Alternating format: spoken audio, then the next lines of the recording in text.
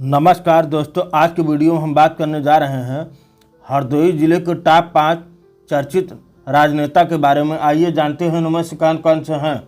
Number 1, Nitin Agarwal. Nitin Agarwal का जन्म एक राजनीतिक रूप से प्रभावशाली परिवार में हुआ था।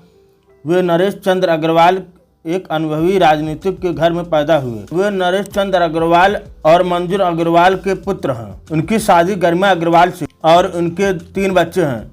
2 बेटियां अनाहिता अग्रवाल और इनाया अग्रवाल और एक बेटा आदिदेव अग्रवाल। नितिन अग्रवाल का राजनीतिक जीवन वर्ष 2008 में 15वीं उत्तर प्रदेश विधानसभा के लिए उपचुनाव के माध्यम से चुने जाने के साथ शुरू हुआ। उसके बाद से वे 16वीं, 17वीं और 18वीं विधानसभाओं के लिए चुने गए, जिससे उत्तर प्रदेश की राजनीति में उनकी उपस्थिति स्थिर बनी हुई है। वर्ष 2008-2012 सदर निर्वाचन क्षेत्र हरदोई से उपचुनाव के माध्यम से 15वीं विधानसभा के सदस्य के रूप में निर्वाचित हुए थे। नंबर 2, ब्रजेश पाठक। ब्रजेश पाठक का जन्म 25 जून 1954 को हरदोई जिले के मल्लाव गांव में हुआ था। वह लखनऊ विश्वविद्यालय में छात्र संघ की राजनीति में सक्रिय रहे और वर्ष 1989 में छात्र संघ उपाध्यक्ष चुने गए। इसके बाद वर्ष 1990 में छात्र संघ का अध्यक्ष चुने गए थे। उन्होंने लखनऊ यूनिवर्सिटी से विधि स्नातक किया हुआ है। ब्रजेश पाठक वर्ष 2002 के विधानसभा चुनाव में कांग्रेस के टिकट पर हरदोई के मल्लावा क्षेत्र से अपना उम्मीदवार के तौर पर चुनाव लड़े, जहां उन्हें लगभग 100 मतों से कम अंतर से हार का सामना करना पड़ा था। इसके करीब 2 वर्ष बाद वह कांग्रेस छोड़कर बसपा में शामिल हो गए। उन्हें वर्ष 2004 के लोकसभा चुनाव में बसपा ने उन्नाव संसदीय क्षेत्र से उम्मीदवार बनाया और वह चुनाव जीत गए। इसके बाद बसपा प्रमुख मायावती ने उन्हें 2009 में राज्यसभा भेज दिया था। पाठक 2014 में उन्नाव से दोबारा लोकसभा चुनाव में बसपा से उम्मीदवार बनाए गए, लेकिन उन्हें पराजय का सामना करना पड़ा। इसके बाद वर्ष 2016 में वह भाजपा में शामिल हो गए। भारतीय जनता पार्टी ने वर्ष 2017 के विधानसभा चुनाव में पाठक को लखनऊ मध्य से अपना उम्मीदवार बनाया। इस चुनाव में पाठक ने समाजवादी पार्टी के वरिष्ठ नेता एवं पूर्व मंत्री रविदास मेहरोत्रा को पराजित कर इस सीट जीत ली और 2017 के योगी आदित्यनाथ के नेतृत्व में बनी सरकार में कानून मंत्री बनाए गए थे। वर्तमान में वे डिप्टी सीएम यूपी सरकार में बनाए गए हैं। नंबर 3, अशोक कुमार रावत। अशोक कुमार रावत का जन्म 26 नवंबर 1975 को उत्तर प्रदेश के हरदोई जिले में हुआ। वे वर्तमान में उत्तर प्रदेश की मिश्रित संसदीय सीट से तीसरी बार संसद के सदस्य के रूप में कार्यरत हैं। भाजपा में आने से पहले वह बहुजन समाज पार्टी में थे। उन्होंने बसपा के सदस्य के रूप में निचले सदन के लिए 2 बार चुनाव लड़ा और जीत दर्ज की थी। रावत 2004 में मिश्रित से बीएसपी के टिकट पर लोकसभा चुनाव जीतकर संसद में पहुंचे थे। हाल ही में 2019 के लोकसभा चुनाव में उन्होंने भाजपा के टिकट पर अपने निकटतम बसपा प्रतिद्वंदी को 1 लाख से अधिक मतों से अंतर से हराया था।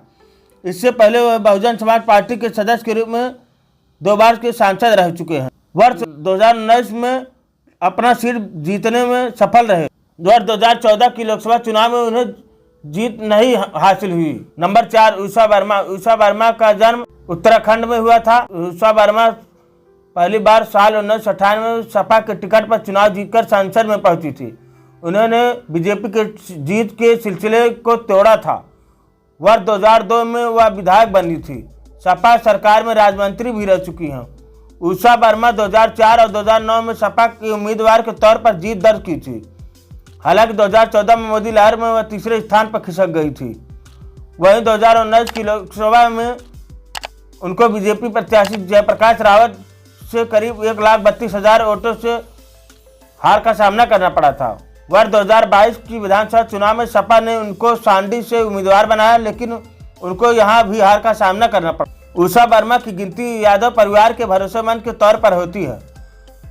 उन्होंने संघर्ष के दिनों में भी मुलायम सिंह यादव और अखिलेश का साथ नहीं छोड़ा। मुलायम सिंह के मुख्यमंत्री रहते उनकी गिनती खास मंत्रियों में होती। सपा ने उनको वर्ष 1999 में महिला सशक्तिकरण की संयुक्त समिति का सदस्य बनाया था।